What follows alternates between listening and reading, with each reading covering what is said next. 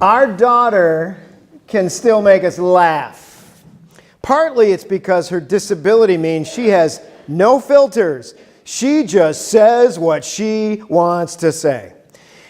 Earlier this month, early October, she said to her mother, "I'm getting old." And Paula said, "Yeah, your birthday's coming up. You're going to be 33. My birthday is in January, and I'm going to be 63. That's old, but I don't feel old." Marie said, "Well, you look it."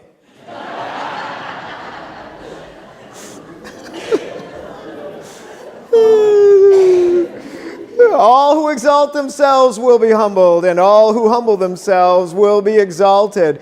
Jesus taught that lesson, but my daughter Marie doesn't do a bad job of it either. It is not a good idea to get too puffed up, because when you do, something will happen to bring you back down to earth. It has happened to me again and again.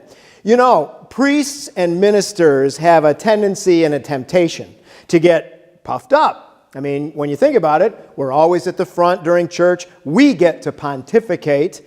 And really, we are involved with the big questions: God, birth, life, marriage, death. What we deal with really is very important.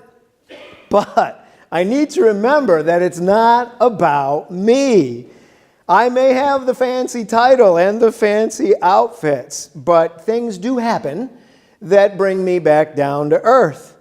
I whack my head on the Advent wreath during a Sunday service, or I turn a ceiling fan on and get a balloon caught in it, or a bat flies right past my knees during the children's Christmas pageant, or I forget to put the offering plates out for a Sunday service, or I almost burn this church down with a glass paperweight on my desk. I really wish I was making this stuff up, but I am not. All who exalt themselves will be humbled, and all who humble themselves will be exalted. Now, Jesus told a joke that still works 2,000 years later. This Pharisee he offers a prayer, and I call the prayer of the peacock. And the reason for that is the eyes have it. I thank you, God, that I am not greedy or dishonest or an adulterer like everybody else. I thank you that I am not like that tax collector over there. I fast 2 days a week, and I give you 1/10 of all my income. Isn't it great that Jesus is more of a storyteller than a lecturer? I mean, heavy conceptual language can lose my interest, but a story works. A story does the job. Jesus is a man of 1,000 stories. That's what a priest named John Shea says, and he's a storytelling priest. Jesus is a man of 1,000 stories. We have the stories, the ones Jesus told, and the stories about Jesus told by others. And the stories really work. This story seems to work. It's worked on you, that's for sure. Episcopalians are supposed to be stuffy. God's frozen chosen. That's one of the descriptions.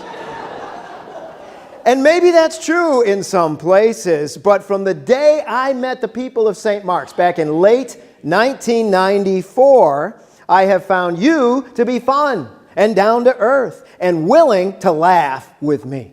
And that is a great gift as far as I'm concerned. Now, this church lost one of our sweet members this past week, member of the 8 o'clock congregation, Jan Thompson, who has been part of this church family since 1965. She never lost her ability to laugh. Even on her deathbed, she was joking with me and with her kids. As long as she was able to speak, she was also able to joke and twinkle a little bit. I think it helped her, but I know it helped us at her bedside. Now, she loved this church. She knew you were with her, and she felt it. And I love this church too. This is not a self-important, self-righteous, stuffy congregation. Now, I'm not saying we're perfect. I know our weaknesses. We've got them. I know about them. But this church is down to earth and easygoing and funny.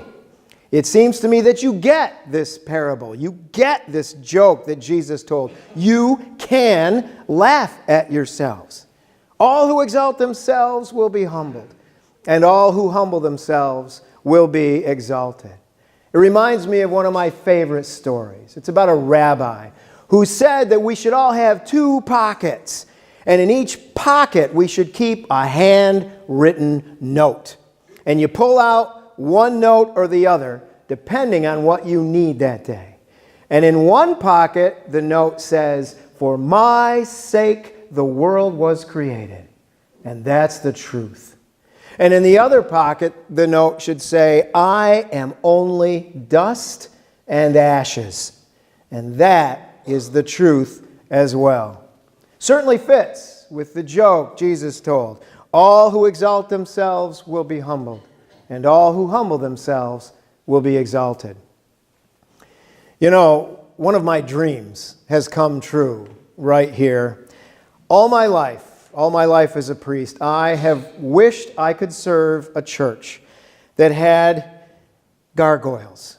I love gargoyles. They are those creepy or silly or funny critters carved on the walls of cathedrals, and they serve as drain spouts to divert water away from the building. But why are they carved the way they are? Why did medieval stone carvers do these things? You know, no one is really quite sure what they symbolize. There are a lot of theories, and I can give you 5 or 6, but I've got a favorite. My favorite theory is that gargoyles were intended to be playful. The stone carvers intended gargoyles as a reminder that even in the holiest places, we cannot take ourselves too seriously. I have always wished that my church had gargoyles. But, you know, gargoyles are carved in stone on the walls of cathedrals, of course. But thanks to my friend Andy Pierce, we now have gargoyles, even here at St. Mark's. 2 wooden gargoyles that match the wooden decor of this place. They are up there on the balcony rails, and they're going to stay there forever and always, I hope. They're up there to keep an eye on the choir, and especially on the church organist, but also on the clergy. And I just love that. Some suggest that their names are Mark and Andy. I suggest that they are a reminder that we cannot, even here in this sacred space, take ourselves too seriously. And I don't think we do here at St. Mark's. I think this church understands what Jesus was saying in his joke about the Pharisee and the tax collector. All who exalt themselves will be humbled, and all who humble themselves will be exalted. Or, as my daughter really did once say, "Lighten up, God boy."